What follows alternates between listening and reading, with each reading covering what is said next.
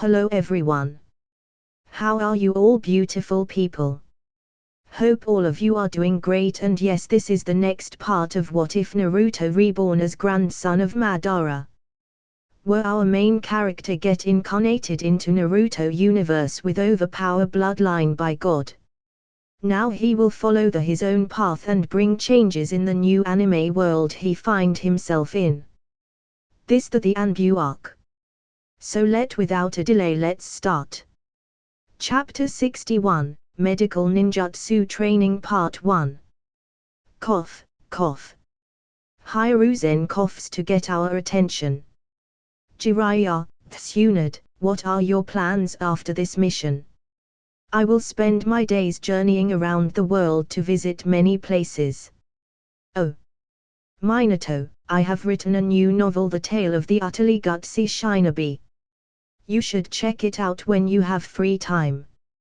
I will leave a copy with you. I will soon hold a book signing event for it. Jiraiya exclaims in excitation as he thinks about his new book. What about you, Tsunade? What are you going to do? Hiruzen asks Tsunade. Initially, I planned to leave Konoha and roam around the world. But I have changed my mind now. Izuna asked me to teach him medical ninjutsu, and I will stay in Konoha till he learns enough. I will still roam around the world and would probably visit the land of medicine. Tsunade explains her plans to Hiruzen. Very well, it's good that you are prolonging your stay in Konoha. Although we have achieved peace after the war, there is still unrest at borders. We might need your medical expertise to treat our shinobis. Hiruzen remarks. Tomorrow, early in the morning, meet me at Konoha's hospital if you want to learn medical ninjutsu. I want you to be present at the exact time. My training will be hard, bear this in mind. Once you start, I won't allow you to live halfway through. Tsunade warns me about medical ninjutsu training. I will be there, right on time. There is no fun in training if it isn't hard. I reply to her as move out of the office. Next day, early morning. I prepare to depart for the hospital as the prospect of learning medical ninjutsu is riling me up. I was a medical student in my previous life. I want to see the difference between the knowledge of the two worlds. There isn't much difference between the anatomy of humans from this world and my previous world, except for the additional chakra network in humans. I hope my previous knowledge will be helpful here. After a few minutes, I stand at the entrance of Konoha Hospital waiting for Tsunade to show up. After waiting for another 15 minutes, Tsunade shows up with Shitsune. I look at her with a questioning gaze as I ask her. You are late, Tsunade-san. I was on time, it was you who arrived late. Tsunade shrugs off my question as she points to Shitsune and speaks. You two must know each other, right? Still, let me introduce, she is Shitsune. Tsunade points at me and continues. And Shitsune, he is Izuna. Both of you will train in medical ninjutsu under me. Tsunade-san. I have missions too. So, I will only practice when I don't have missions. I remind Tsunade of my other identity. It's fine. When you are out on missions, I will focus on Shitsune. I want to train her as my successor in medical ninjutsu. But that won't mean I will go easy on you. Now let's hurry and start your training. Tsunade assures me. Tsunade leads us to the library of Konoha's hospital. She picks out lots of heavy books from various bookshelves and slams them on the table in front of us. The table creaks from the weight of the books. Shitsune and I gulp at the thickness of books. Tsunade notices our expression as she questions. What are you thinking? You thought we will directly start with looking after patients and healing people around. We need to learn to walk before we can run. These books will help you gain a basic understanding of medical ninjutsu. Tsunade picks up a thick book as she slams it in front of us. You will start with this book, History of Medical Ninjutsu. This book will help you understand the history of medical ninjutsu, its origin, need, and importance in the shinobi world. Tsunade lifts another book and slams it on the table. The table creaked even more and bent beneath the book's weight. This is Encyclopedia of Herbs and Medicines. Memorize the details of every herb and medicine written in this book. Tsunade picks yet another thick book and slaps it on the table. The legs of the table spread out as it is almost about to collapse from the weight. This is Compendium of Deadly Herbs and Poison. They are categorized separately from other herbs because poisons are biological weapons that can take lives. Just by utilizing poison, the puppet master Kyo of Sand became formidable during the Second Shinobi War. This book contains information on some common poisons and their antidotes. She picks up yet another book and slams it on the table. The top of the table is almost touching the floor as the table moans. This is Essentials of Shinobi Anatomy and Physiology. It contains detailed information about the anatomy of a shinobi. The various organs, meridians, and pathways of the human body. Hammer all the information in your brain. Tsunade picks yet another book. At this moment, the expression of Shitsune and me had turned from ugly to pale as we look in horror at all the books present in Tsunade's hands. This is Compendium of Diseases and Deformities. This book records all the diseases discovered in Shinobi to this date. Make sure to read this thoroughly. You can't treat your patient if you aren't aware of their ailments. The table collapses and snaps from the weight of heavy books. You have to finish this batch of books in a week. After a week, I will put your knowledge to the test and will grade your abilities accordingly. After this batch is completed, you have to memorize another batch of books to further increase your knowledge. Tsunade points at another stack of books present beside her. Despair rose in our eyes as we look at the tall stacks of the book in horror.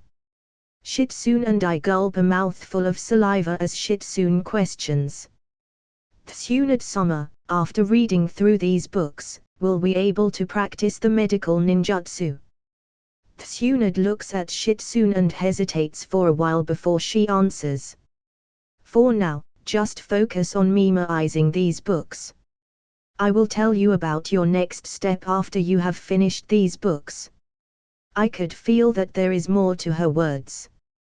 In the original series too, Tsunade wanted to train Shitsune as her successor but ultimately chose Sakura over Shitsune. Shitsune had an above-average aptitude for medical ninjutsu. She wasn't a top-tier talent, but fairly close to it. So, she doesn't want to demoralize Shitsune at the first step.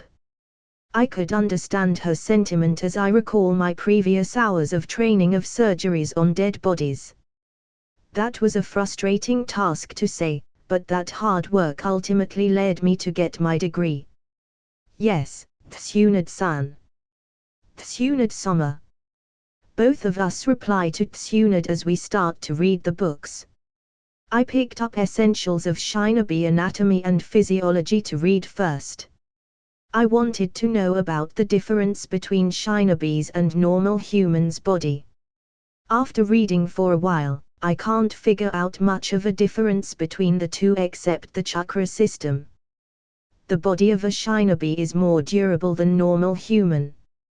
Due to the presence of the chakra system, all of the inner organs of a shinobi are coated in a thin layer of chakra which prevents them from displacing from their position due to the shock caused by various supernatural feats of shinobi.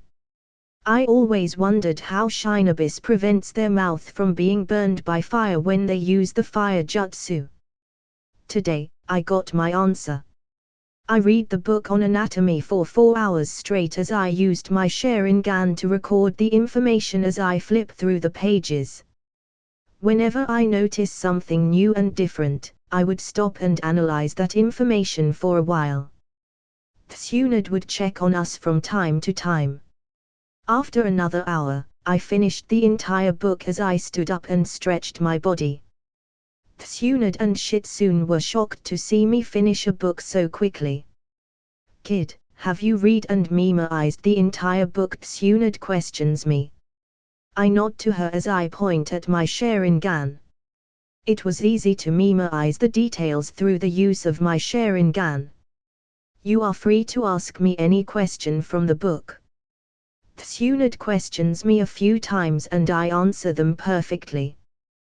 Damn. These Uchihas and their Sharingan. Tsunade curses Uchihas on how unfair it is. Hey. That's rude. You can't curse us for our abilities. I angrily looked at Tsunade. Okay. Memorizing them is fine, but you must also know the meaning of knowledge you learned. Before you start the next book, make sure to digest the entire information from this book. Go and relax for a while. You can read the next book from tomorrow onwards. Growl, growl. Izuna's stomach growls in hunger. I can't wait to eat some ramen. Izuna walks out of the hospital, jumps on a nearby roof, and disappears. Chapter 62, Medical Ninjutsu Training Part 2. The torture continues for the next 2 weeks as I have to memorize a plethora of knowledge. The herbs and medicines are entirely different from my previous world because of the involvement of chakra. Though some of their effect are almost the same, but more potent. For various diseases, there is not much knowledge recorded. Shinobi continues to wage war, and during warring periods, hardly anyone lived past 30. This reminded me of Itakai's disease. Kishimoto has a knack for killing overpowered characters in a very unconventional way. Sakumo dies by suicide, Shisui dies by suicide, Itakai dies from an unknown disease. Nagato sacrifices his life, Grandpa Madara is backstabbed by Black Zetsu. Moving on to poisons, similar to medicinal herbs, poisons are also enhanced by chakra. As for medical ninjutsu's history, there are lots of incomplete text and record. Only after the formation of hidden villages did the shinobis start to compile them.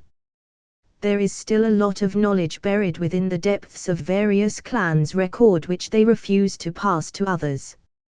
I found no records of anything related to Sage of Six Paths. He is considered more of a fable than an actual person. Guess Black Zetsu did a good job of eliminating any trace of him. After this boring session of book reading, today we are finally about to start on our first lesson on medical ninjutsu, I suppose. I had doubts about the authenticity of Tsunade's words when she convinced Shitsune, and as expected Tsunade appears before us as she speaks. Before we start our lessons in medical ninjutsu, I would like to see your chakra control.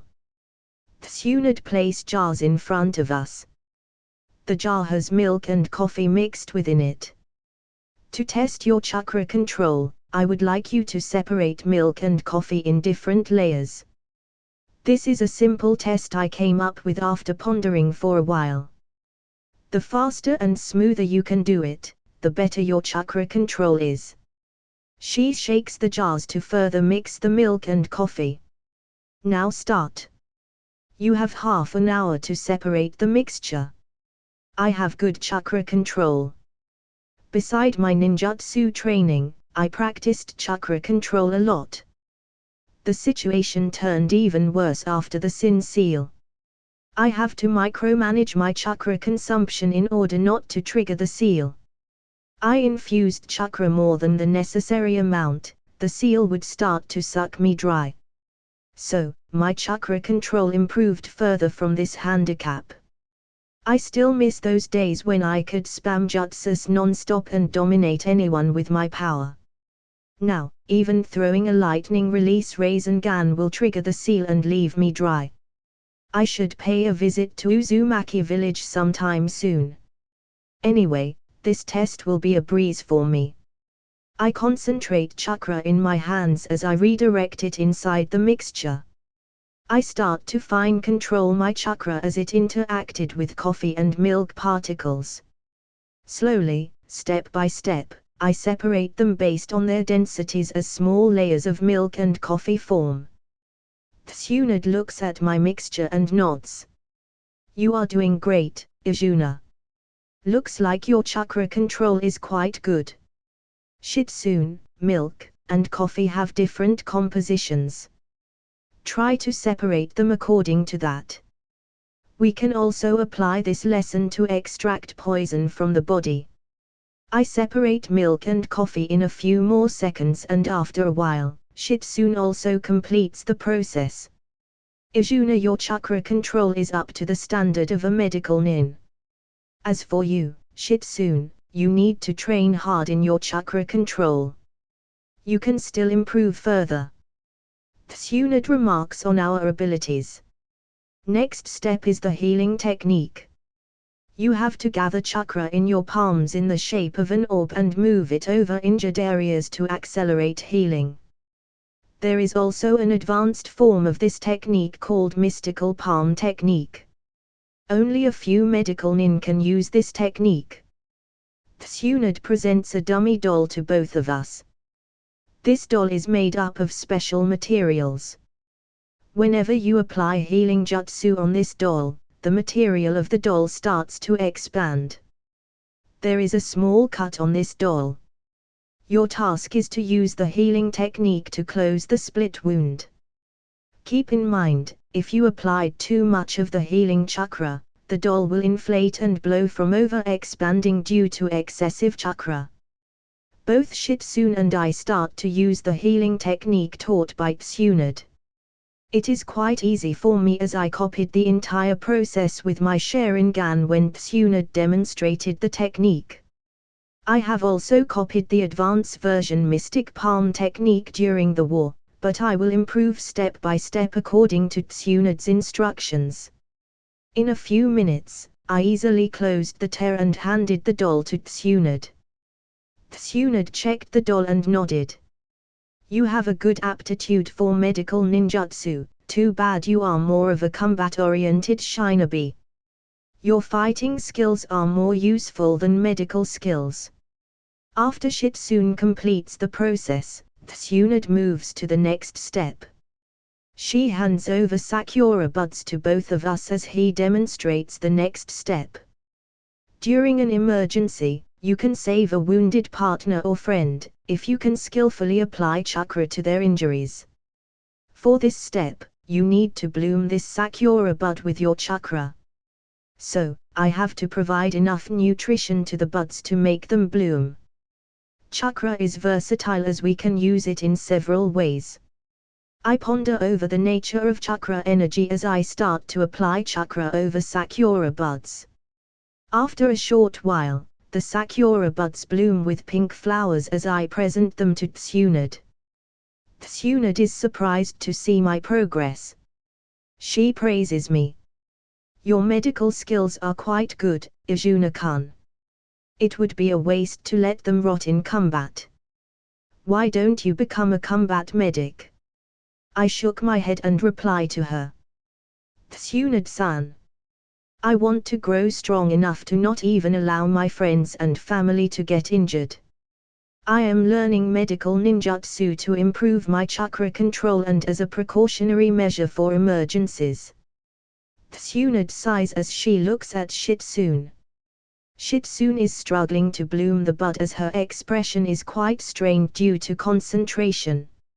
Shitsune ultimately fails as Sakura buds fail to bloom in the time limit. Tsunade consoles Shitsune. It's all right. You need a little more practice and you will succeed. After this basic course, the next part will be the handling of chakra tools. You should be able to infuse healing chakra in scalpels and other tools while operating on a person. Healing techniques can only heal the external wounds. For internal injuries you need to operate on the patient to effectively treat him.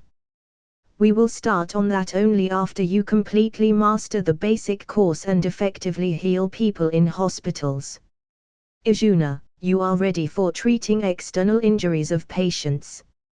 From tomorrow onwards, you can start to practice on patients in infirmary. Yes.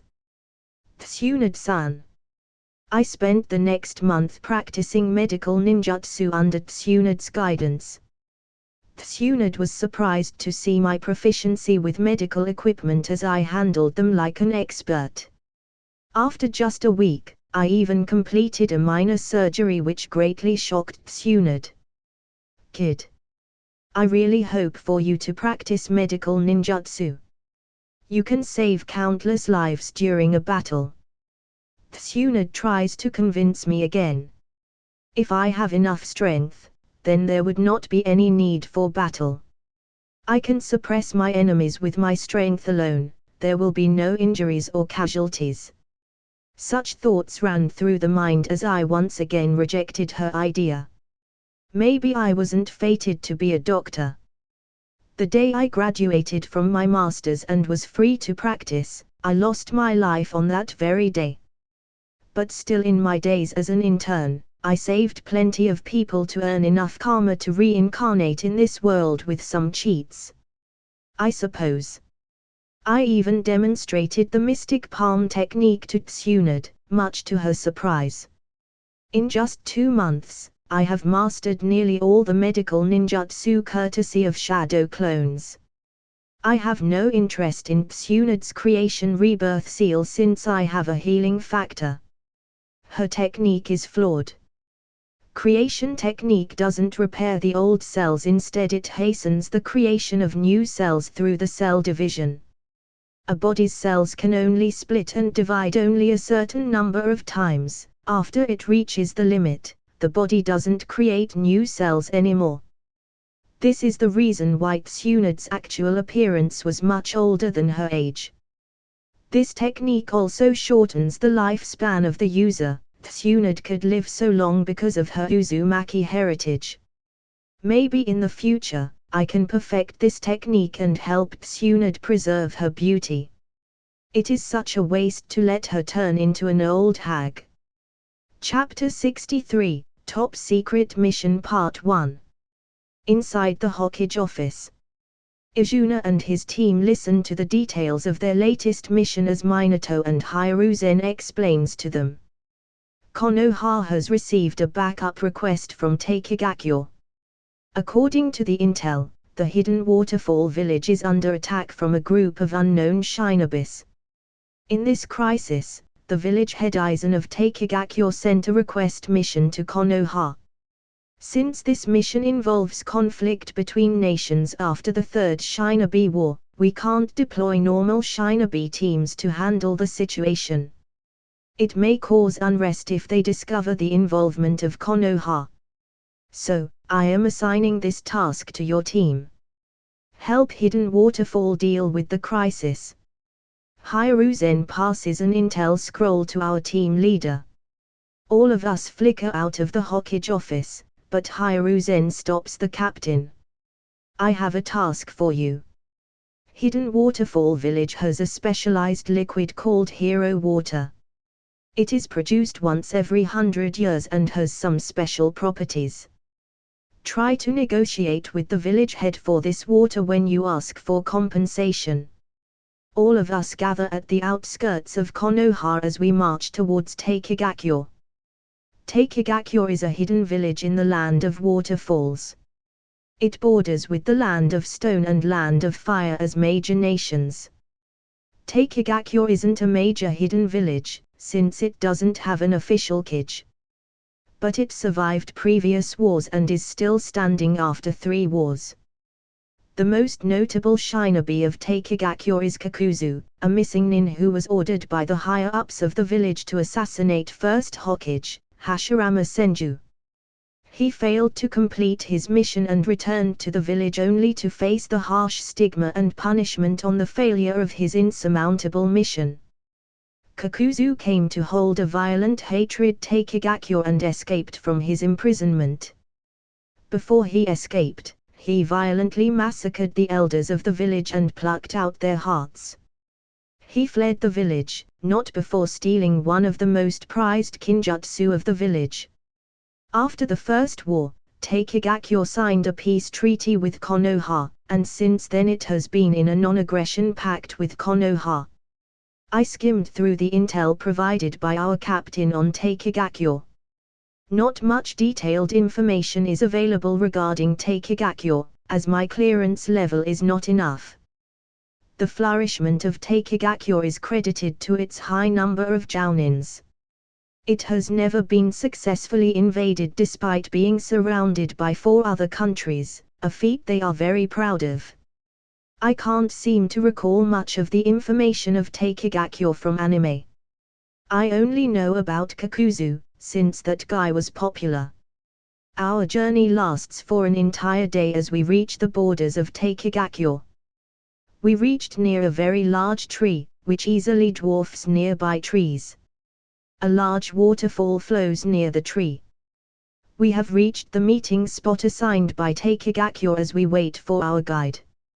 I sense a gaze on our team. Probably, they are monitoring us to confirm our hostility.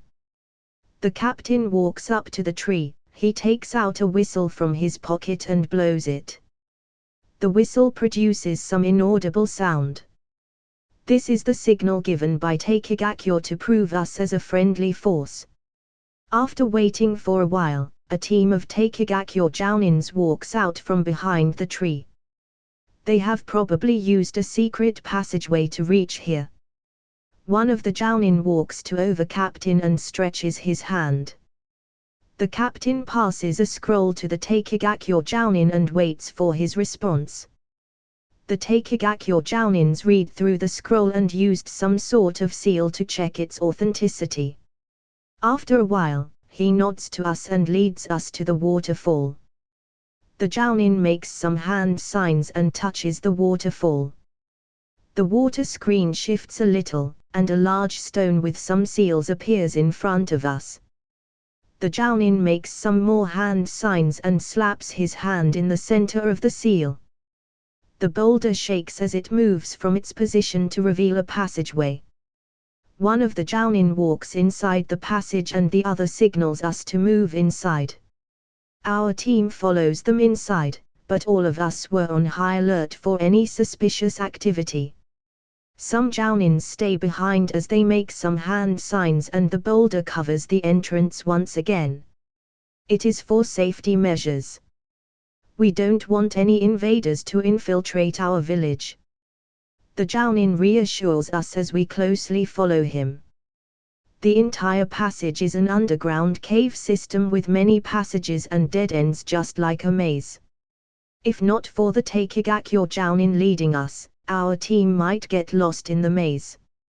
Using ninjutsu to blow this place won't be a good idea, as the entire passage will collapse on top of us. After walking for a while, we reached near a large water reservoir which has a barrier to isolate the water. We entered inside the barrier and swam toward the surface. After swimming for a while, we reached in the middle of a large lake. We stood atop the water and followed the jounin. The lake is in the center of the village. There is a gazebo in the center of the lake. The jounin leads us to it. We could spot a man sitting in the center of the gazebo. Welcome friends from Konoha. I am pleased to see you here. I hope Hokage-sama is doing fine. There is no need for such pleasantries, village head Aizen-sama. Hokage-sama received your message, and he immediately deployed us to help you. Since it is a secret mission, we can't reveal our identities. Here is a message from Hokage-sama. The captain passes a scroll to the village chief. I scrutinize the village chief of Takegakyo. He had short smooth brown hair that grays on outside with only top maintain the brown color. He wore a black takegakyo forehead protector around his forehead and his hairs hang over the left and right side of it, and he also had brown sideburns. He had small black colored eyes and a small brown colored goatee. I could sense an enormous amount of chakra from him, but if I were to rate him in strength, then he can be considered slightly weaker to Sanins. I think that's part of the reason why Takegakyo doesn't have a Kage yet. Their strongest shinobi is quite weaker compared to other Kages. I assumed him to be the strongest shinobi of Takegakyo. Well, you need strength to be accepted as village head by all shinobis of the village. After exchanging pleasantries with Captain, he directs the conversation to the main issue. Recently, just after the end of the Third Ninja War, a group of unknown shinobis starts to attack shinobis from our village. Whenever they spot a team of shinobis on a mission, they would attack and slaughter them.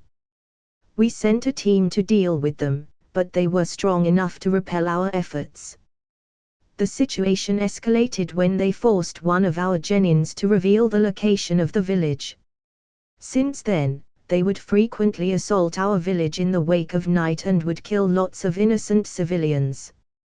We haven't been able to figure out their motive. Our village stayed away from the previous two ninja wars and we have maintained a friendly relation with other nation after the first Hokage incident. The village chief Aizen sighs as he explains the details of attacks to us. I have requested Iwagakyo and Konohigakyo for the aid, but Iwagakyo denied our request because of lack of personnel on their sides because of the war. Thankfully, your people from Konoha arrived to help us. He points to a nearby jounin as he continues.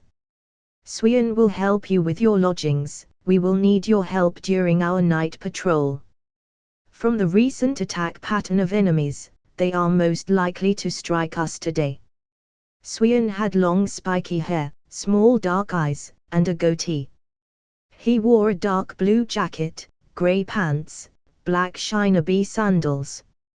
He wore his forehead protector like a bandana on his forehead. This guy has the aura of a villain.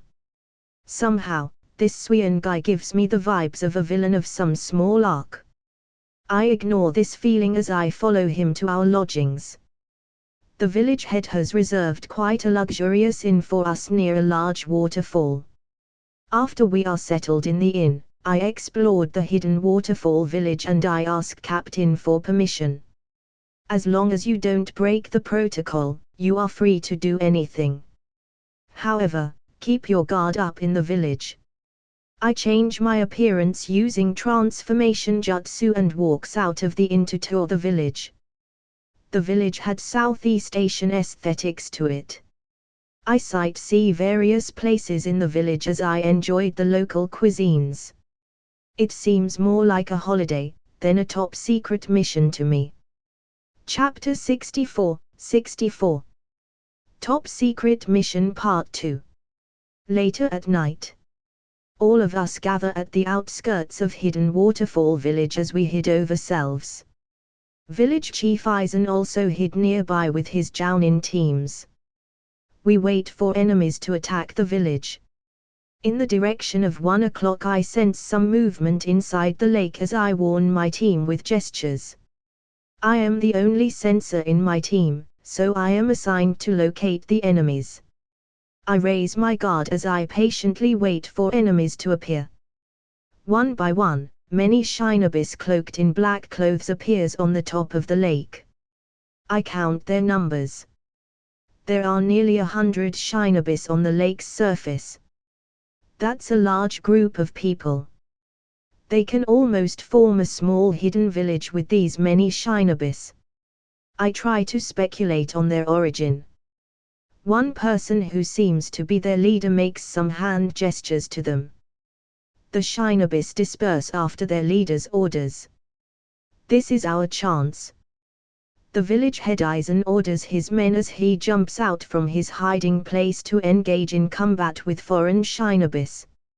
Soon, a heated battle starts between both sides as one jutsu after another flies around.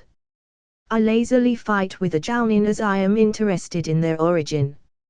Aizen is engaged with the leader of the foreign shinobi group. He makes some rapid hand signs. Water style, lotus light rupture. Drops of water start to rise from the lake. The water droplets fuse as they formed razor-sharp lotus petals. The petals expand in size and spin rapidly. Aizen points them at enemy shinobis as the petals emit explosive energy. The lotus petals made the atmosphere similar to a scene within a Zen garden as the melody of death plays. The enemy commander sensed the danger from the technique as he immediately made some hand signs. Radiation release, radioactive decay. His body generates a deadly amount of radiation. The surrounding air heats as it ionizes, the nearby lake water boils from the extreme heat. All the lotus petals evaporates from the heat, nullifying the jutsu. I jump back to avoid the deadly radiation. I immediately activate my Sharingan as I record the new nature transformation. Aizen also dodges the radiation directed at him as he makes some more hand signs. Water release, water prison dome. He makes a water prison around the enemy commander to isolate the radiation. But his efforts seem to be futile as the water evaporates from the heat. I quickly make some hand signs. Water release, water bullet jutsu. I shoot a water bullet at an enemy commander who dodges the first bullet but is hit by the second one.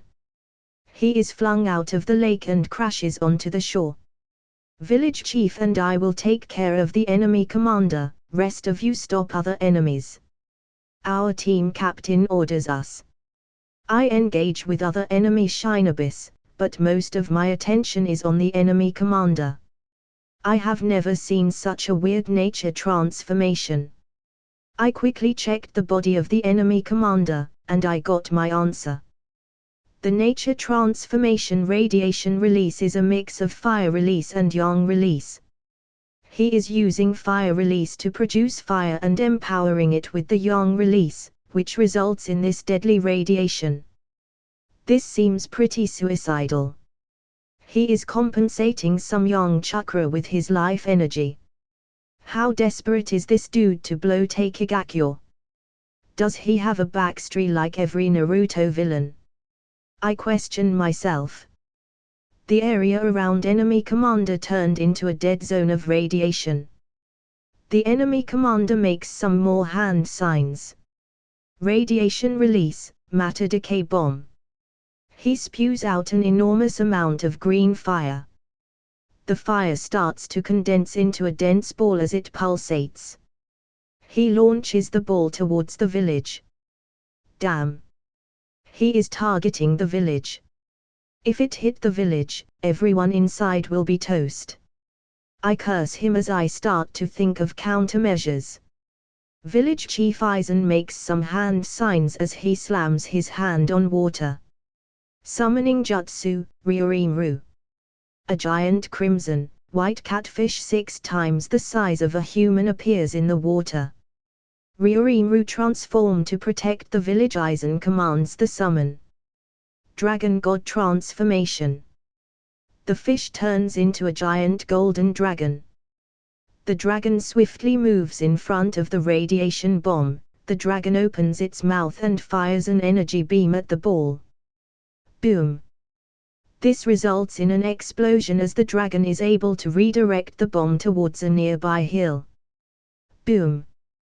The radiation bomb collides with the hill and explodes. A large mushroom cloud rises in the air as all the life forms die on the hill. Green radiation envelops the hill. The hill has become inhabitable for years to come. Damn! That's a pocket atom bomb. I gaped at the scenario of the hill.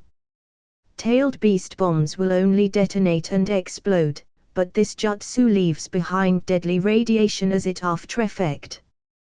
The enemy commander is drained of his chakra at this point. We have also dealt with pretty much all the enemies.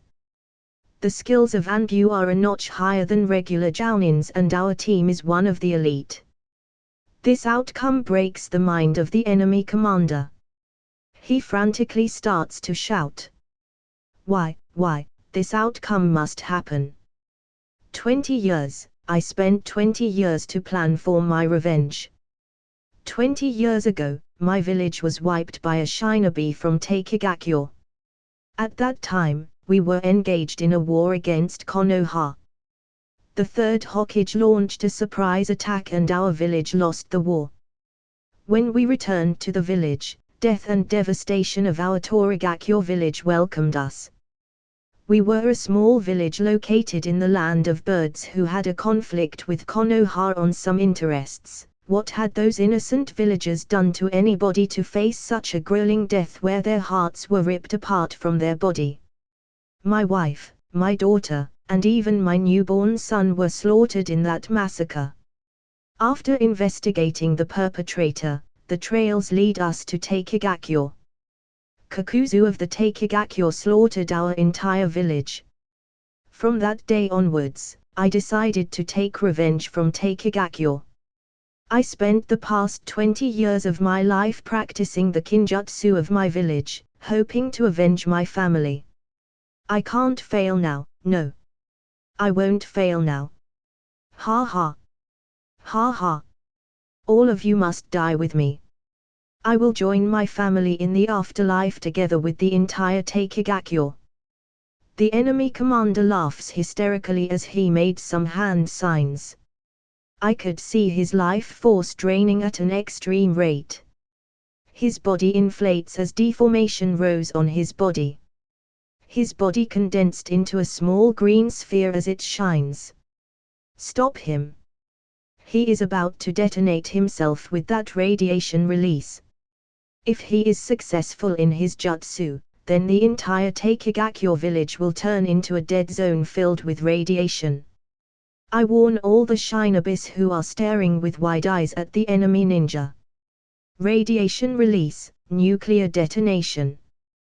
The village head Aizen fished out a small gourd from his pocket as he immediately uncorked it.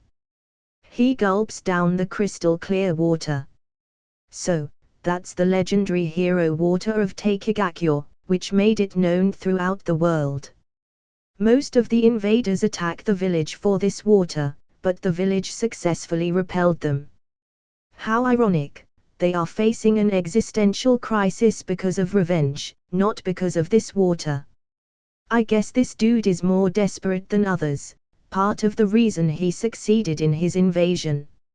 I look at the village chief, then I direct gaze towards the enemy shinobi who has turned into a green ball at this point. I am not a part of this shit. Don't blow me up, you motherfucker. I silently curse that enemy shinobi in my mind. A large amount of chakra starts to rile up from the village head as the blue chakra is visible to our eyes. I check his body with my Sharingan and I can see a sharp spike in his chakra reserves. There is a tenfold increase of chakra in Aizen's chakra reserves. The chakra is so potent that it pushed away nearby water and forms partial chakra arms. The chakra network of Aizen is frantically pumping this extra chakra through his body as some of his chakra meridians start to snap. His life force is draining quickly as his remaining brown hairs start to turn grey. Wrinkles appear on his skin and his body starts to hunch a little. So, this is the side effect of hero water. It makes you a hero for a few instances, then zero for life. This name is appropriate for this water. The village chief gets ready for his hero moment. Should I pop some popcorns for this moment? I joke in my mind as I turn serious to face the explosion as I really might die here. Chapter 65, 65. Top Secret Mission Part 3. Boom. An enormous explosion covered the area as village chief Aizen used his enhanced chakra prowess to carry the enemy shinobi further away from the village. A large pillar of light engulfs us as I create some earth walls together with my skeletal Susanoo to protect myself. I can see an extensive amount of high-energy radiation particles shooting towards us. The earth walls blocked most of the radiation, but still, a fair amount of radiation escaped and bombarded my Susanoo. The penetration of these things is too high, and only pure chakra constructs could stop them. The explosion lasts for a while as the tall pillar of green light finally disappeared, leaving lots of deadly radiation behind. A major outer area of Takegakure got annihilated in the process, though the village is unharmed from the explosion. I checked all of my teammates and I could see large amounts of radiation in their body. If they aren't treated quickly, then they might die real soon. I hope Tsunade can figure out a way to save them. For now, I will give them basic treatment to prevent further damage to their cells. I heal my teammates using medical ninjutsu. Takegakure jounins also lined up in front of me for treatment. I checked the body of village chief Aizen and shook my head. He is a lost cause. The hero water and radiation have done extensive damage to his meridians and vitality. He won't live for long. I would advise you to groom a successor for your position. Aizen sighs after hearing my words. I knew such a day would come eventually. I have protected the village in past years from lots of invaders, and continuous use of hero water took a toll on my body. I have finally reached my limit. Could you tell me how much longer would I live? You have a year at most. If you use hero water in this interval, then you will die immediately. I warn him. Also, this radiation has done extensive damage to bodies of involved jounins. I would recommend getting treated immediately, otherwise all of you will follow Aizen's footsteps. My warning scared them as they frantically begin to question me. I answered their questions one by one. Now it is time for our remuneration. Hokage-sama demands a gourd of hero water as our compensation for this mission. Our team captain informs Aizen. It's fine with me. I will provide you with a gourd of hero water tomorrow. I hope it will improve our relationship with Konoha in the long run. Of course, Konoha will be ready to help Takegakure anytime, if the situation demands it. The captain answered. All of us returned to our lodgings to relax. We will depart for Konoha tomorrow. Village head Aizen-sama, I oppose using hero water as a reward for the mission. The hero water is limited and is a source of strength for our village. It isn't wise to give it away just like that. Suion disagrees with Aizen's decision. We will be able to forge a good relation with Konoha with hero water. It is such a small cost to pay to get their support. Aizen assures Suion. But they are part of a large nation and you can never trust them. I have made my decision and I don't want to hear any further argument on this subject. Aizen cuts off Suion. In the next morning, they invite Captain and me to the village head's house by a jounin. We follow the jounin to visit Aizen. Village chief's residence is a wooden cottage built near some trees with a sign Taki in kanji engraved on the entrance. The interior of the cottage seems to be rather Spartan. It doesn't contain much space or unnecessary furniture, like a table or chair. Aizen sat on a raised dais on the floor as he welcomes us. It was nice to have you here. Once again, we thank Konoha for their support. I hope our relation with Konoha will prosper in the future. Aizen passes a gourd with crystal clear hero water to us together with a scroll. While returning, a kid collides with me and falls down on the floor. I am sorry. The kid immediately bows and apologizes to me. It's fine. I inspect the kid. He has ink black eyes and long, dark brown hair similar to Aizen. He is around my age, albeit a bit older. He is my son, Shibuki. He will be my successor in the future. Aizen introduces the kid. The kid hides behind his father as he stares at us. He has a cowardly nature. This is my impression of the kid. Well, I ain't have anything to do with this kid. I walk out of village chief's residence. Takegakyo's Shinobis escorted us out of the village through another passage. We start our return journey to Konoha. On our way back, Captain coughs up some blood. He rests against a tree as another Anbu questions him. Are you all right, Captain? You don't seem to be in excellent condition. After coughing for a while, the captain takes a deep breath and assures us. I am fine. The earlier injuries flared up. I will visit village hospital for treatment. I secretly investigate his body. I am shocked to see his condition. Large amounts of radioactive particles are deposited in his lungs. They are corroding the alveoli of his lungs. Captain was closest to explosion after village head Aizen. Looks like he suffered a lot of damage from the radiation. If he isn't treated on time, he will lose his life in the next few years. Inside Hokage's office, I start to report the details of the mission to Minato and Hiruzen. The captain and the rest of my team are admitted to emergency wards inside the Konoha hospitals. Tsunade is trying to figure out a cure for them. Maybe I shall help her later. After hearing my report, Hiruzen mumbles. I remember that village.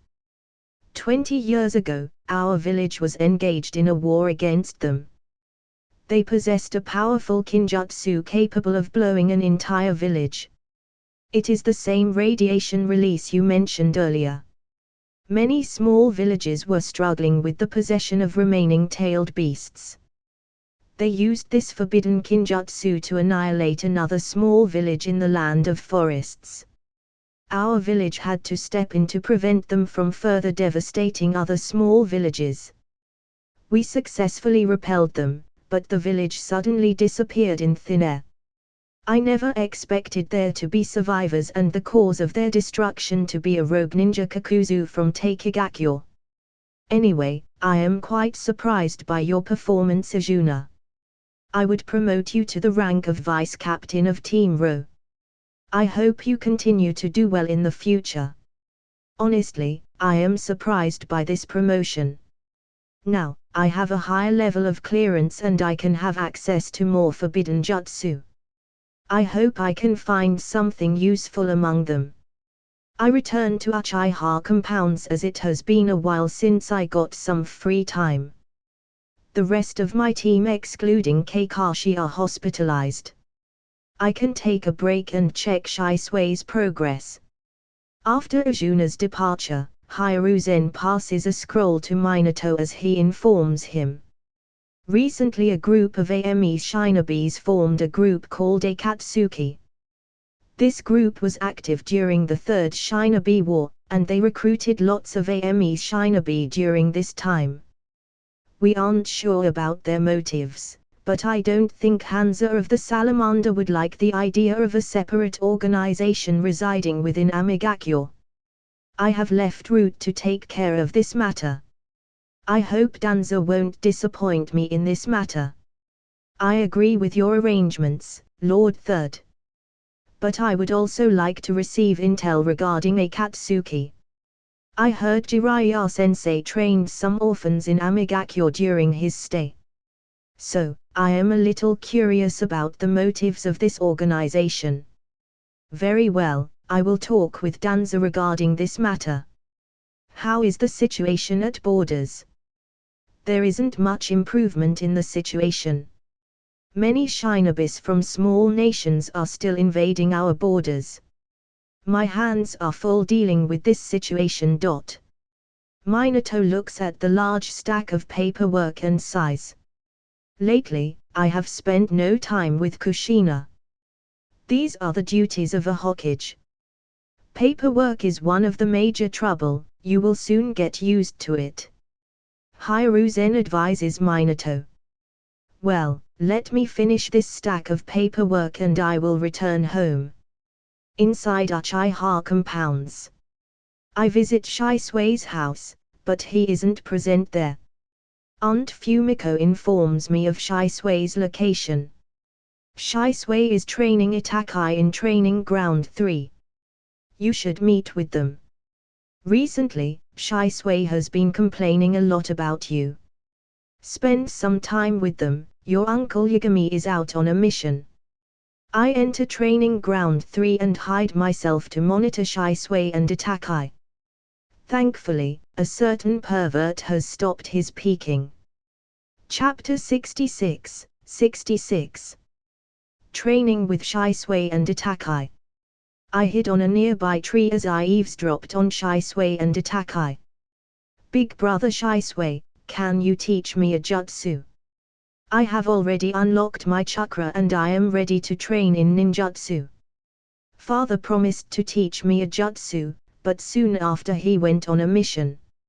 Mother seems to be sick. She told me that she is pregnant, and I will be a big brother soon. So, she can't teach me jutsu. Itakai requested Shisui. Shisui scratched his back and smiled. I think you should probably learn your first jutsu from Uncle Fugaku. I will train you in Shuriken Jutsu if you want to learn it. That seems fair too, then big brother Shisui teach me Shuriken Jutsu.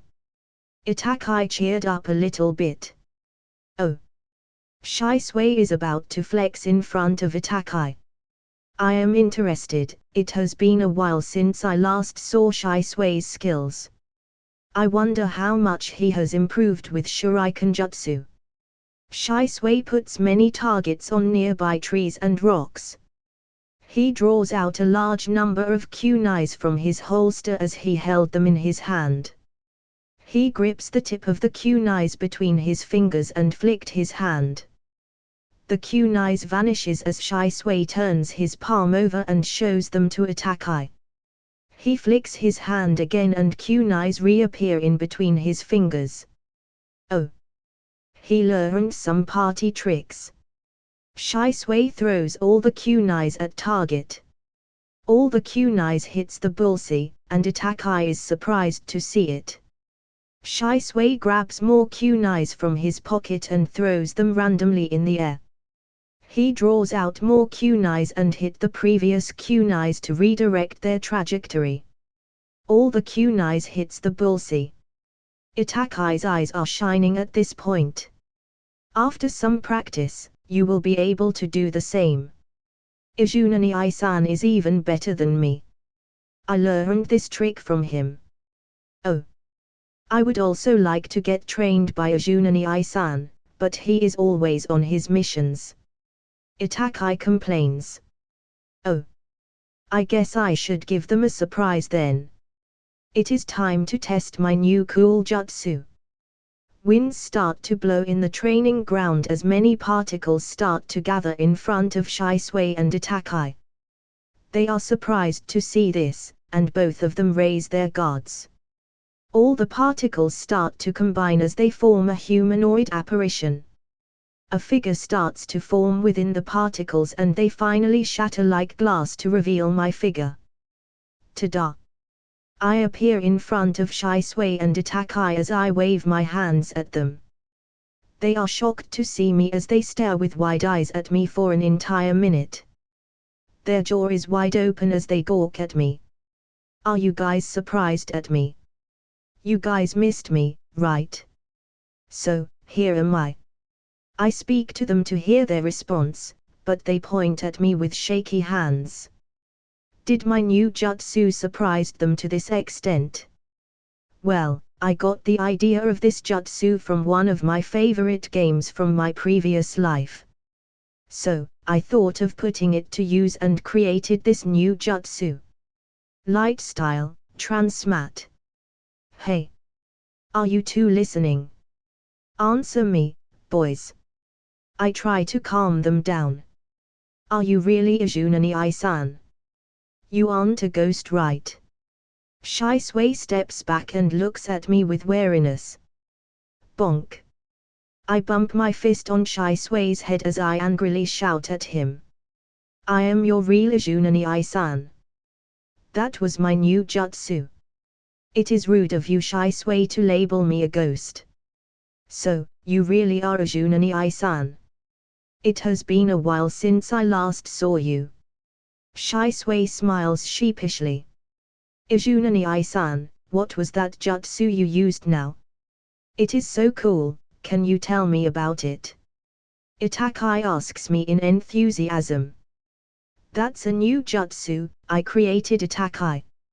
You know, the normal substitution jutsu with a log appears dull to me.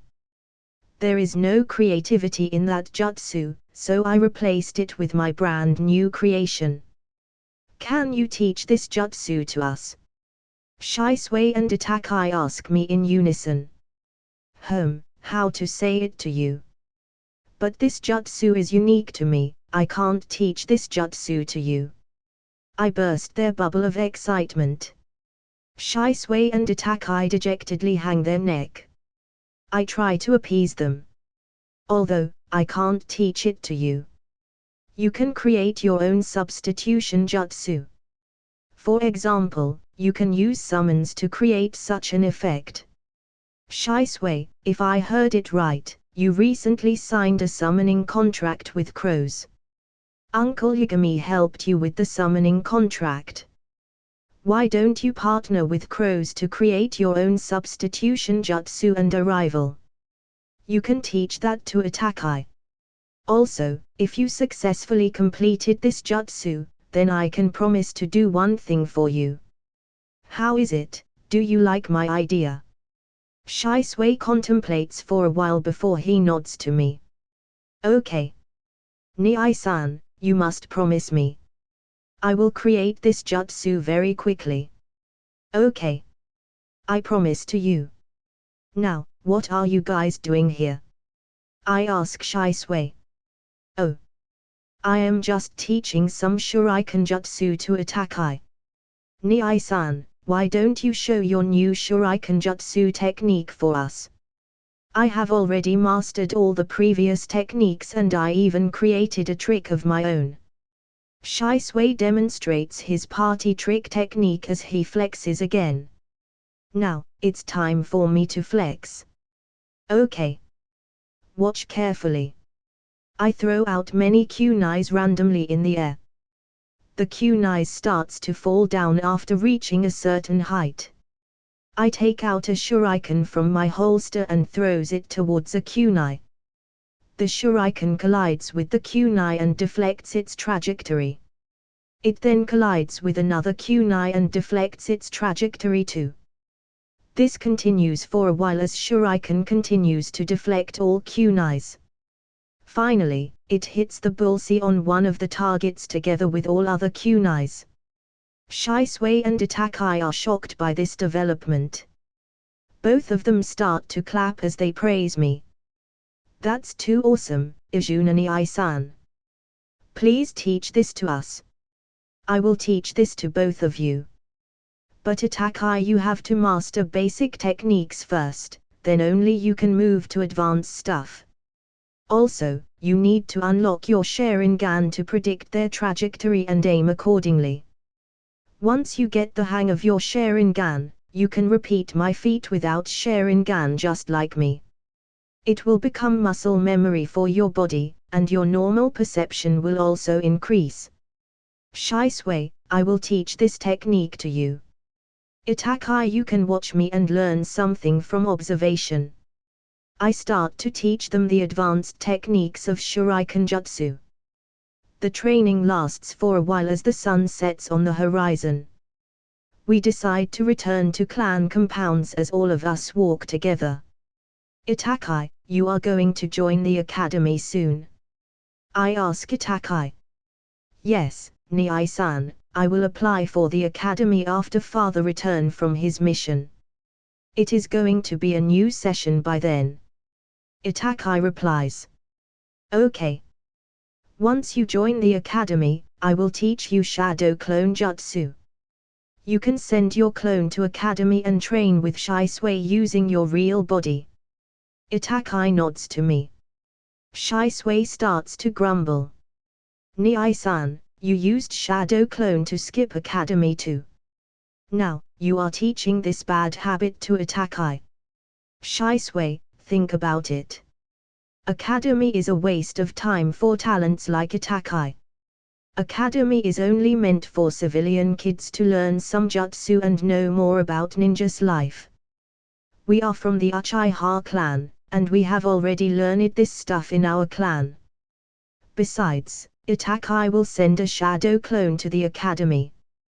Whenever he will dispel the shadow clone, all the information gathered by the clone will appear in his mind. So, technically, he is still attending the academy. I try to convince Shisui. Well, you have a point there, Izuna Nii-san. I will keep this a secret from uncle and aunt then. We reached Uchiha clan compounds as we conversed. Soon, we reached the clan head's residence. Oh. If it isn't Izuna-kun and Shisui-kun. So, all three of you were training together. Aunt Mikoto looks at the dirty clothes of Itakai and Shisui. She had a big bulge in her stomach, and she took support against a wall. Oh. Sasuke is about to be born. So, I have 1 year's worth of time to prepare for that incident. I won't allow anything to happen to you Minato and Kushina-ni-san. I remind myself. Mom, you should rest inside the house. The doctor advised resting to you. Itakai supports Mikoto and leads her inside. Itakai dear, I was waiting for you.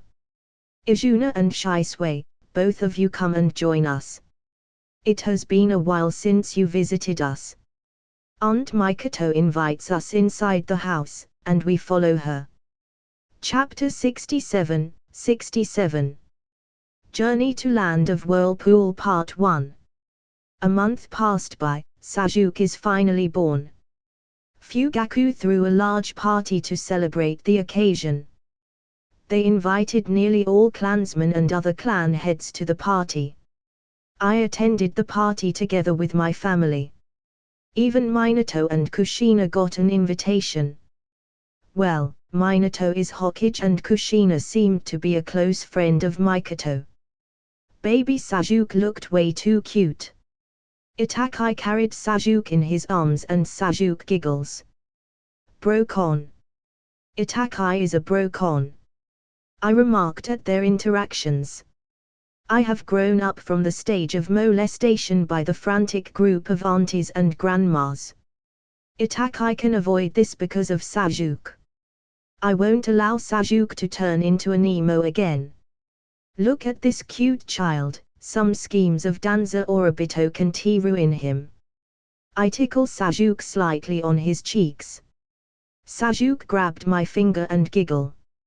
Nii-san, he likes you. Itakai and Shisui remarks. Itakai seems to hesitate on something as he silently mutters to himself. But I am his real brother. I sweat drop at Itakai. I can hear you, Itakai. We are interrupted by some disturbances. I turn around and get freaked out by creepy Hyugas. Hayashi and Hisashi appeared with a bunch of Hyuga elders. I spot 2 pretty Hyuga women with them. One of them is holding a small kid in her arms. If my guess is correct, then they are the wives of Hayashi and Hisashi and that small kid is Neji. He is about to turn a year old. Mother, Aunt Mikoto, Aunt Fumiko, and big sister Kushina welcomes them as they form a lady union of their own. There are only 2 creepy things in the village which can freak me out. First is Hyuga with their Bakugan and second is Aburams with their insect-littered bodies. I still can't get used to them. Another commotion occurs and speaks of the devil. Aburam clan members have arrived. Shibi walks near me and asks. How are you doing, kid? You remembered me, Shibi-san, I question him. You were too outstanding to be forgotten. Also, everyone in the village is aware of Silent Shinigami. You are quite famous, kid. Shibi answers me as he moves on to greet Fugaku. Similarly, Chisa arrived with a kimichis and greeted me. With the arrival of Hiruzen, the party starts as it turns quite noisy. Sajuke cries in agitation. I tickle his cheeks to cheer him. Itakai grudgingly looks at me. I ignore him as we walk to a quiet corner. The party continues as the celebration lasts until midnight. The next day, I pay a visit to Big Sister Kushina. Kushina is surprised by my visit and she pretends to be upset at me. Big Sister Kushina, how are you? I really missed you. HMPH. Kushina snorted as she ignored me. She starts to mumble to herself. Izuna has been a bad boy recently. He has already forgotten about his big sister Kushina, if not he would visit her often. Sob, sob, I missed him so much. I try to appease her. It wasn't my fault, big sister Kushina. It is all Minato-san's fault.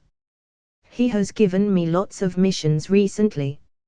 I hardly have any vacation in between them. I sigh and puts all blame on Minato. I am sorry, Minato-san. Bite the bullet this time. That Minato. Wait for him to return home. I will give him a piece of my mind. There is no dinner for him today. Kushina angrily gnashes her teeth. A moment of silence for Minato-san.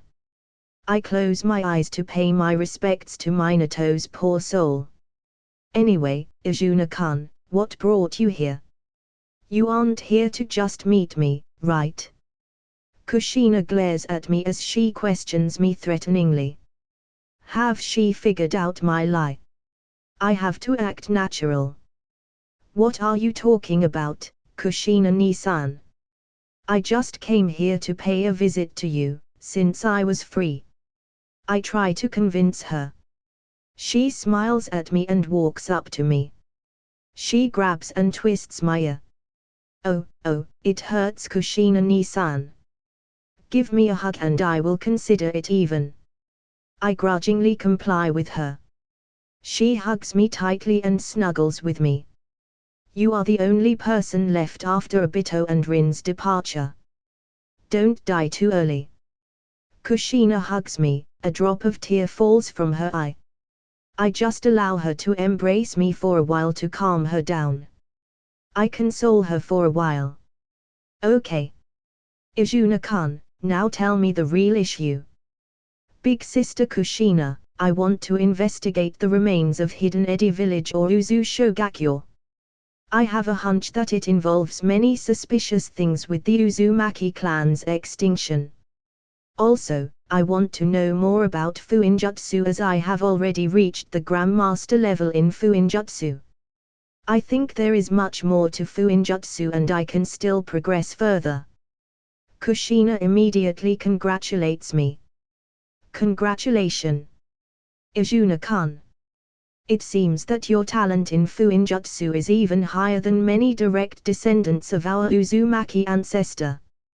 It can be considered comparable to the Great Ancestor. It took me around 5 years to reach the Master level and another 7 years to reach the Grandmaster level. Minato surprised me a lot when he took the same amount of time as me. But you, Izuna-kun, you reached Grandmaster level just in 4 years. That is a monstrous rate of progress, even according to Uzumaki standards. You are such a little monster, Izuna-kun. Kushina hugs me again as she snuggles with me. After snuggling for a while, she leaves me from her embrace as she continues. I had my own doubts, too. My Uzumaki clan got annihilated despite the protection of Konoha and Grandma Mito. I investigated this matter for many years, but I still couldn't figure out the identity of the culprit. If you can find something from your investigation, then sure I will help you. I question many things regarding the Uzumaki clan from Kushina, and she answered all of them. I have one last question, Kushina-ni-san. I would like to ask about the origin of the Uzumaki clan. From Uchiha's records, I came to know that Senju and Uzumaki were blood-related. At some point, they separated into these two clans. I would like to know the exact details of the origin of the Uzumaki clan. If you are fine with it, then please answer my question. I am really curious about the origin of the Uzumaki clan. There is no clear-cut mention of their origin in the original story. I wonder what their origin story in this world. Kushina nods and answers me. This is not much of a secret, as my clan is almost extinct now. There is no harm in telling you. Also, even I am not sure about the origin of my clan, but from various rumors which I heard as a child, I have some idea about our origin. A few centuries ago, one of the direct descendants of the Senju clan left the clan as he had no talents for ninjutsu or genjutsu. The ancestor journeyed through the entire world and finally found his talent in fuinjutsu. There are various stories about his fortuitous encounter. One of the states that he found a certain artifact which granted him the knowledge of fuinjutsu and was the reason for the long lives and an extensive amount of chakra of Uzumakis. Another story states that at some point during his journey, the ancestor made a summoning contract with Reaper which blessed him with large amounts of chakra, a long lifespan, and the knowledge of fuinjutsu. I am not entirely sure of the details, but these are the various stories and myths I heard during my short stay in the clan. If you want, I can give you the sealing formula to access the Uzumaki clan compounds present in Konoha. They were previously maintained by Grandma Mito, and I stayed there for a while before moving with Minato after our marriage. There is also an Uzumaki shrine located on the outskirts of Konoha, which was built by Grandma Mito to honor our ancestors.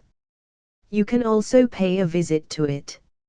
I will also give you a map to the location of Uzu Shogakure as it is hidden in the land of whirlpools. Without a proper map, you will get trapped in the whirling death pools of the village. There is only one correct way to access the village. After searching for a while, Big Sister Kushina handed over a scroll and a map to me. Use this scroll to access the Uzumaki compounds and the shrine. Also, stay safe during your journey and inform Minato about your departure. I walk out of her house as I start to inspect the key to the barrier formula of Uzumaki compounds. This is quite a complex formula, even more complex than the barrier of village. It will take me a lot of time to decipher this formula.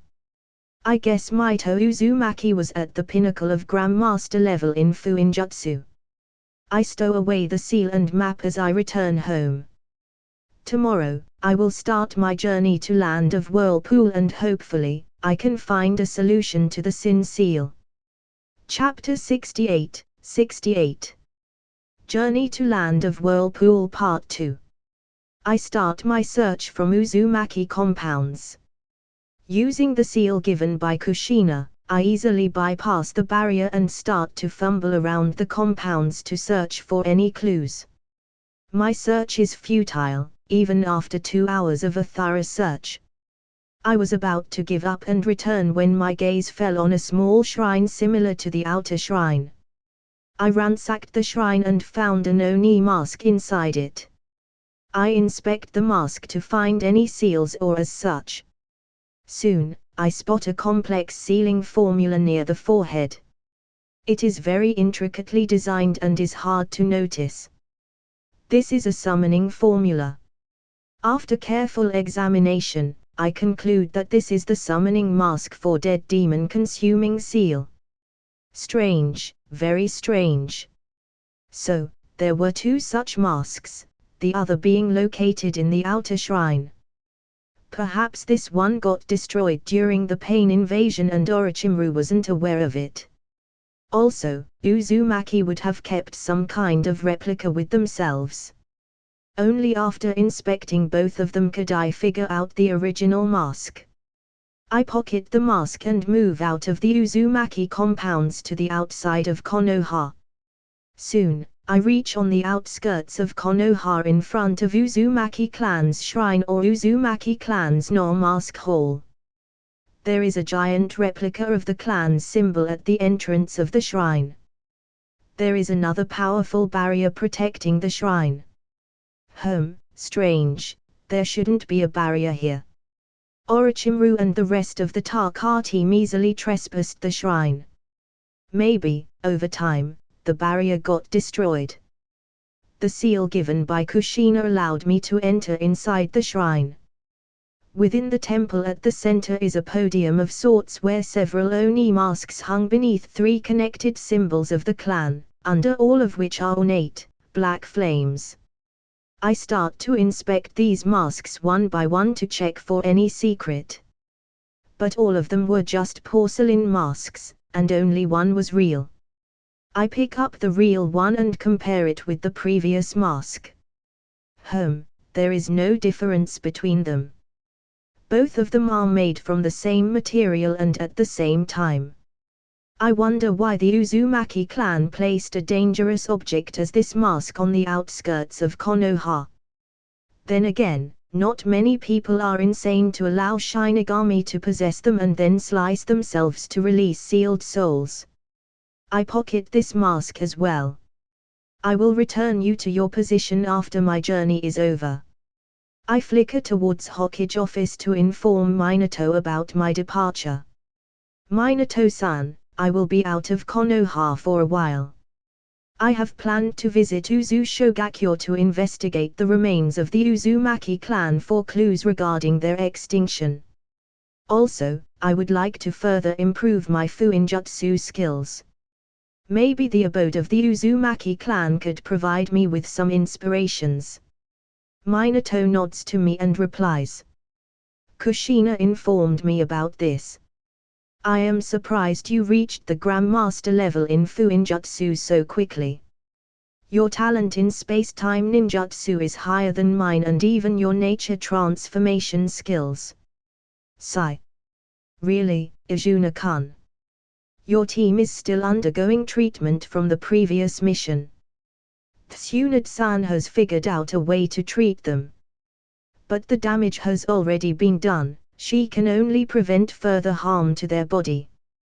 I leave the Hokage office as I inform my parents about my departure. Mother packed lots of food for me and reminded me to stay safe. Father encouraged me to go and explore the world. My journey towards the Land of Whirlpool starts. The Land of Whirlpool is a small island nation located in the Mist Sea. The journey to Uzu Shogakure will take 2 days at my normal pace. I moved at a steady pace as I looked at the Sin Seal. Your secrets will be revealed soon. I will figure out your purpose from the remains of the Uzumaki clan. Hopefully. My thoughts were conflicted regarding Sin Seal. This seal allowed me to learn Darkness Release. Also, I was stuck at the master level in Fuinjutsu for the entire 2 years with little progress. After I got branded by this seal, somehow my understanding of Fuinjutsu increased by a lot. The previous complex sealing formulas became easier, everything came naturally to me, and within just 7 months of this seal, I reached the Grandmaster level in Fuinjutsu. To be honest, I am really curious about the nature of this seal. From the grimoire and the name Sin and other hints, I could only relate it to 7 deadly sins, a concept I read about in my previous life. This kind of power is related to demonic beings or demons. I wonder if there were demons in Naruto world. I think there were demons in Naruto world. There is a demon sealed somewhere in the land of demons. Naruto defeated a demon in the movie. I should check out that place too for further clues. All kinds of strange powers exist in this world. The journey lasts for 2 days and I finally arrive at the shore of Land of Whirlpools. The map given by Kushina came in handy. I start to walk inside Hidden Eddy village while looking around. The village seemed to have been composed of several high-rise buildings. A wide river ran through the village and it is gapped by large bridges. The surrounding countryside is dominated by steep hills. Now only ruins remain of the once exalted village. The buildings are torn apart, the bridges are dilapidated, and not even a single building is intact. How ironic it is, the village of longevity couldn't last long enough and became history. I start to walk among the ruins of the village and investigate for any clues for a secret chamber or something like that. To my disappointment, even after 2 hours of thorough investigation through the village, I can't find anything. I should have expected this much. When the village was annihilated, the invaders must have even dug out the graves of the ancestor of Uzumaki's to find any secrets or valuable. How could they allow the treasure trove of such a powerful clan to get away scot-free? As for the rest, the village head and elders must have destroyed the important secrets to not allow them to fall in the hands of their enemies and benefit them. But still, there has to be something which can help me progress further. I investigate once again but couldn't find anything. There has to be some sort of hidden underground passage, cave or something. It usually is there in such kind of settings. I sat inside the remains of one of the largest buildings of the village as I flipped the masks in my hand while contemplating. I thought of these masks as some sort of keys which will automatically direct me towards my destiny. But reality hit me hard. There were no reactions from these masks. They didn't even budge a little, much less point out a direction. As I was playing with the masks, one of the masks accidentally slipped from my hand and fell on the ground. I bent down to pick the mask. Suddenly, I noticed something from the cutouts of the masks.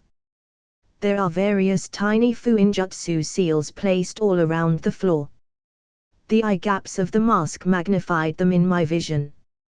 I picked up the mask and pocketed it and activated my Sharingan. After using the magnifying powers of Sharingan, I noticed a large numbers of fuinjutsu seals engraved all over the floor of the building. The fuinjutsu seals formed one massive seal which covered a large area. To get a better view, I jumped high up in the air. A large seal appeared in my vision. This fuinjutsu seal is shaped in the form of the Uzumaki clan symbol. This is the most complex seal I have seen so far. I wonder what level the creator of this seal was at. If I try to decipher it now, it will take me months to just study this seal and then I would have to figure out a key for this seal, which is even harder. What kind of secrets are buried within this seal? Can't I just smash everything apart and forcefully enter my way in? But what if this seal triggered and destroyed whatever is hidden beneath it? My thoughts are conflicted as I look at the seal. This won't go anywhere. Let me try to brute force my way in. I start to create a big ball Rasengan in my hand. After completing the jutsu, I smashed it on the seal as I wait for the ground to tear apart. Silence. Utter silence. After coming in contact with the seal, the Rasengan just vanished without any trace. The seal absorbed the entire chakra of the jutsu. If ninjutsu won't work, what about taijutsu?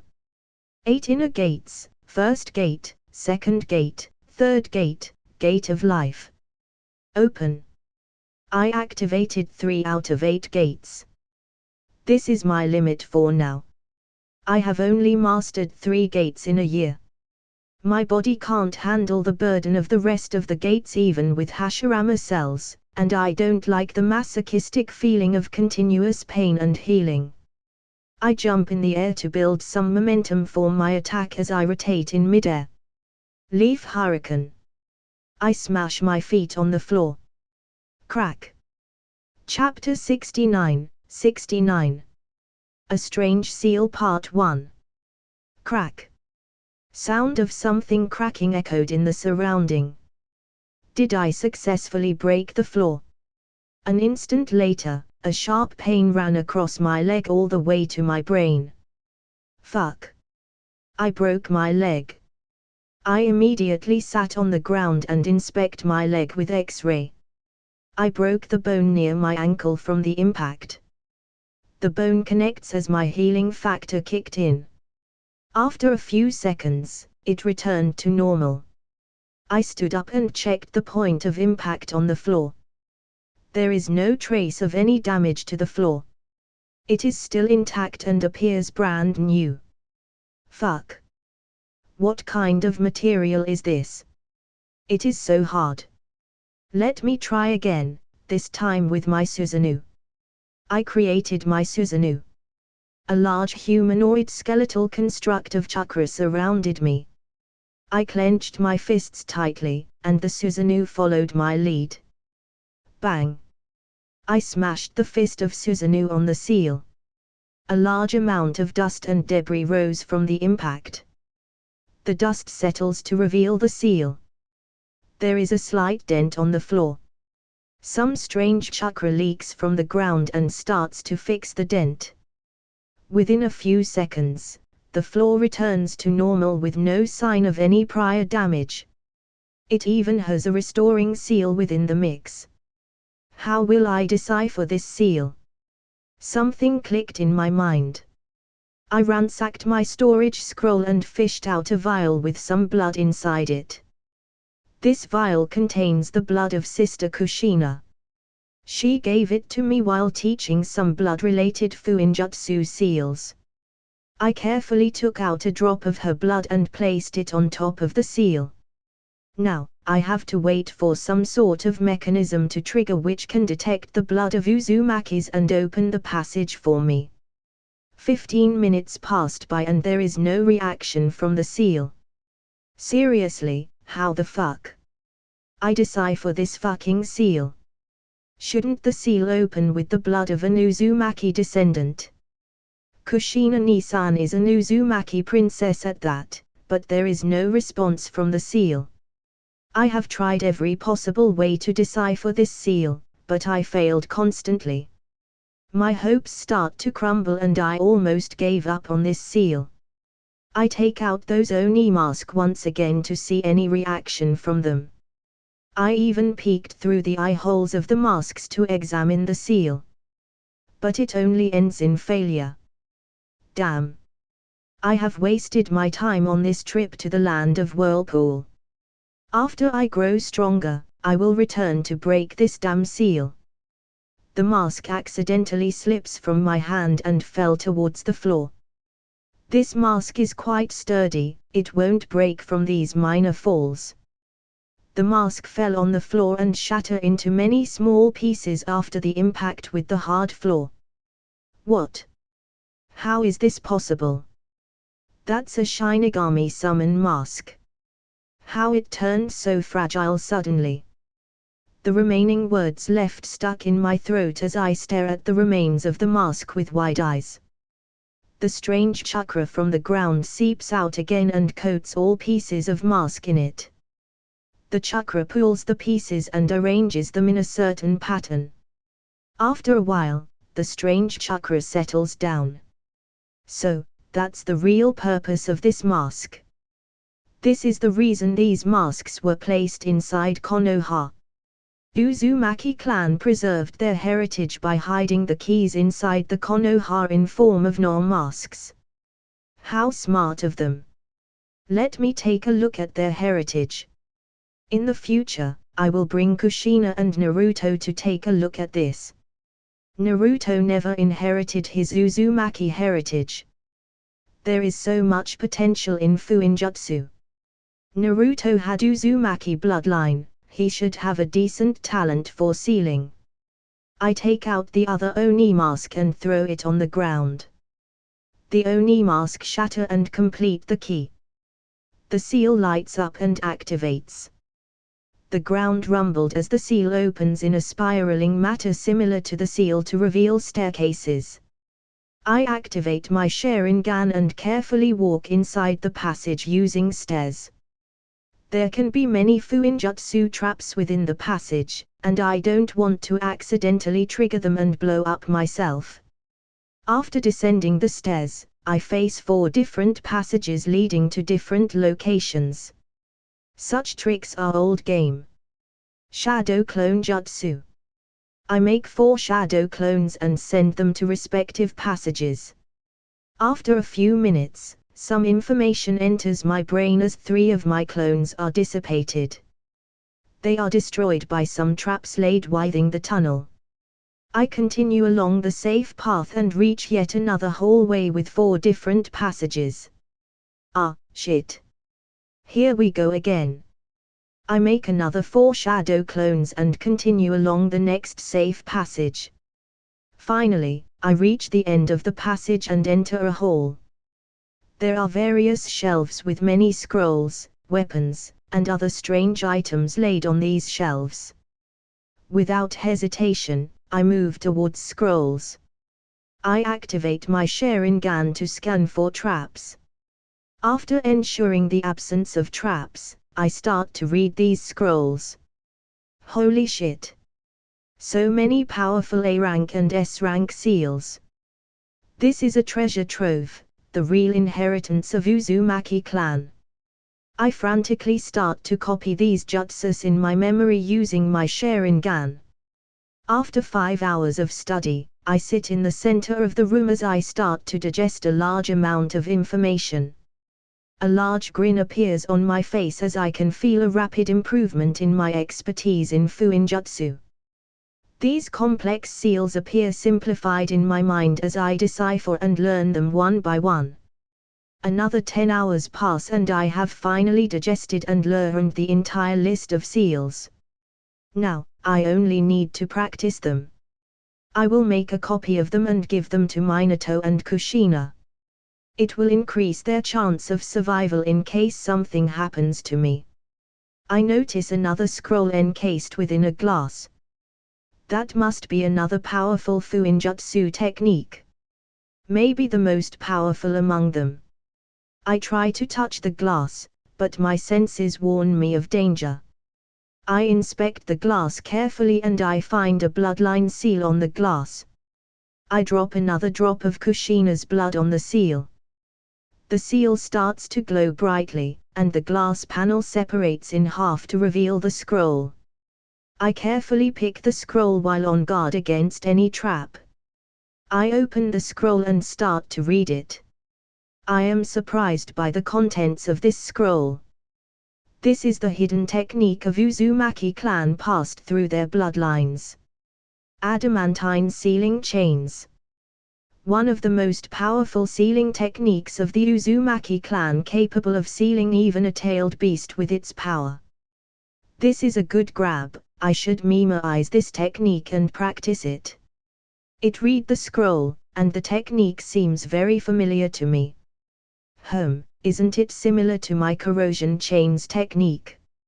I got that technique when I unlocked the darkness style due to Sin Seal. Adamantine chains appears to be a variation of corrosion chain.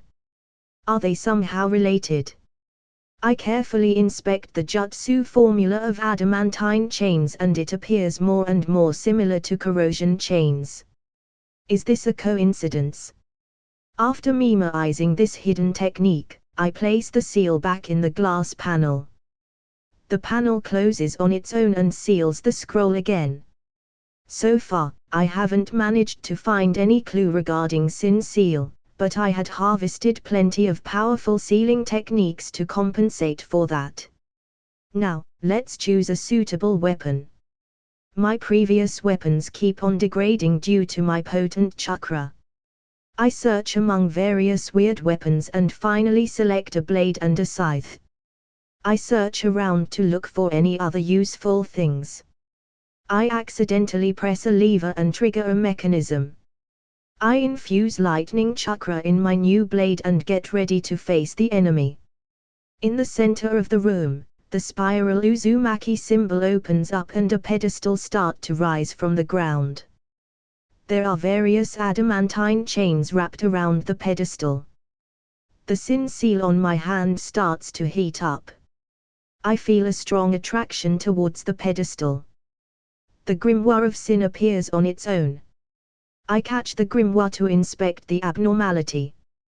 The grimoire struggles in my hand and shoots towards the pedestal. The pedestal starts to shake violently as if an uncaged monster is about to be unleashed in the world. The grimoire opens up and starts to suck the adamantine chains wrapped around the pedestal. I try to pull the grimoire to prevent it from eating the chains to no avail. What kind of thing is sealed beneath this pedestal? It must be something terrifying to be sealed in these many adamantine chains. What kind of trouble have I invoked again? Help, someone. God help. One sin seal is enough to make my life miserable. Chapter 70. A Strange Seal Part 2. The grimoire eats up all the adamantine chains to reveal a black color box with many symbols and seals on it. The sin seal on my hand starts to pull me towards the box. The hidden chains of the grimoire appears. These chains start to bind the box and pull it towards the grimoire. The chains stretch the box and start to reshape it. The box is reshaped in the form of an hourglass. An eye opens in the middle of the hourglass as it stares deeply into my soul. The chains start to pull the hourglass seal towards the grimoire and fuses with it. Various strange runes crawl out from the grimoire and creeps in Izuna's left eye. His left eye turns into Mangekyo Sharingan and absorbs these runes. Izuna's vision blurs as intense pain assaulted him.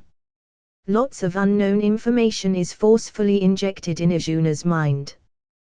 The strain from information overload causes his vision to turn blurry and his head spins. His consciousness fades as he slumps down on the ground. The chains connected to grimoire rattle and blue energy channels through them. Freedom. Freedom from constraints of time. These words echoed in Izuna's ears before he lost consciousness.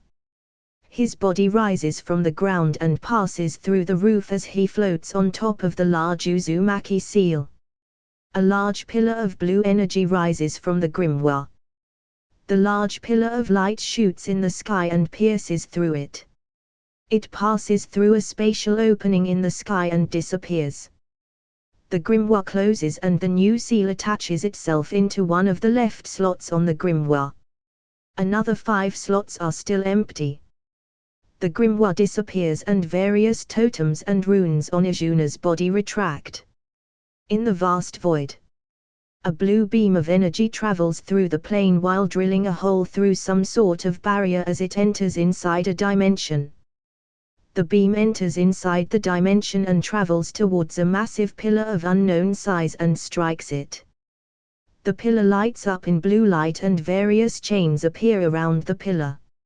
Inside a castle somewhere in the dimension, a cloaked figure sits on a large throne with his hands cupped under his chin. He seems to contemplate some issues while looking in a certain direction. The war has been waged for almost a century. We have lost a lot in this war, our power has declined a lot during this time. We can't allow those damn parasites to win and take hold of our home world. We will struggle to the bitter end and will drag them down with us. The cloaked man smashes his hand on the armrest of the throne.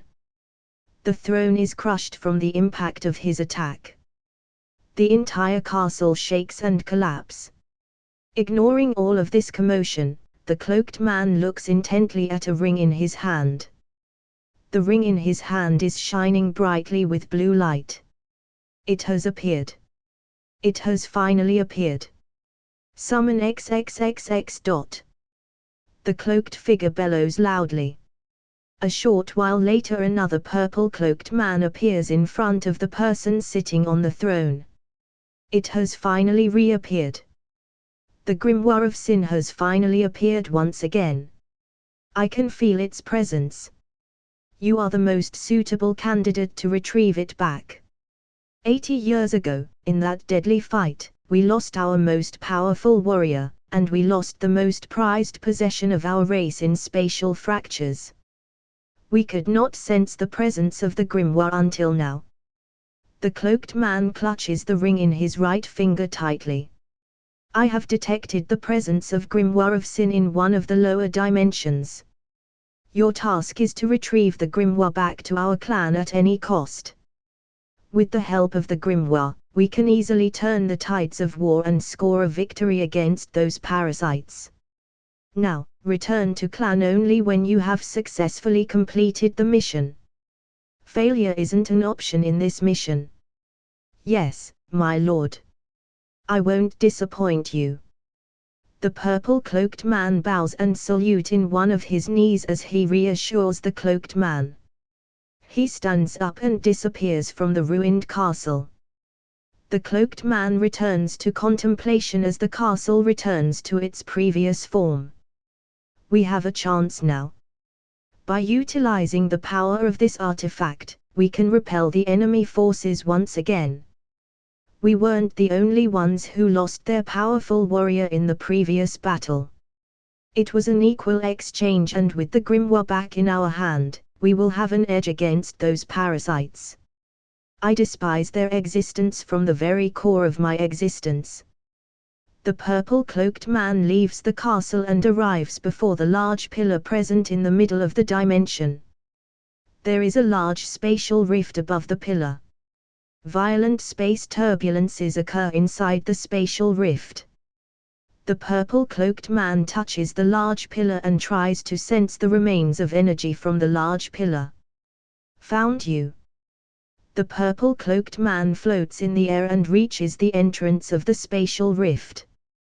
He touches the rift with his bare hand but gets repelled by the space turbulences inside the rift. Those damn traitors, using the sealing formula of clan against the clan. If I get my hands on them, I will tear them apart in a million pieces. Thankfully, this sealing formula can't restrain me. The purple-cloaked man stretches out his hand. A strange seal appears on his left hand. The seal glows and coats the body of the cloaked man in cyan-colored energy cloak. The cloaked man reaches near the barrier and touches it.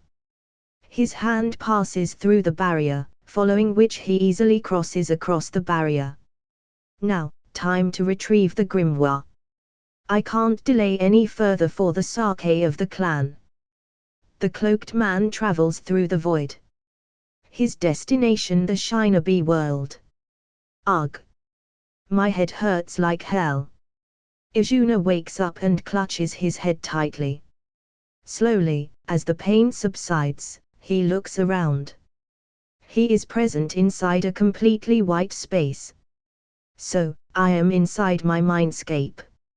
Izuna stands up and walks towards the center of his mindscape. He notices many new floating orbs beside the 10 original orbs. A cyan orb, a light gray orb, a dark gray orb, a dark yellow orb, a dark green orb, and a pale yellow orb floats in the air. One by one, Izuna inspects them and concludes about their nature.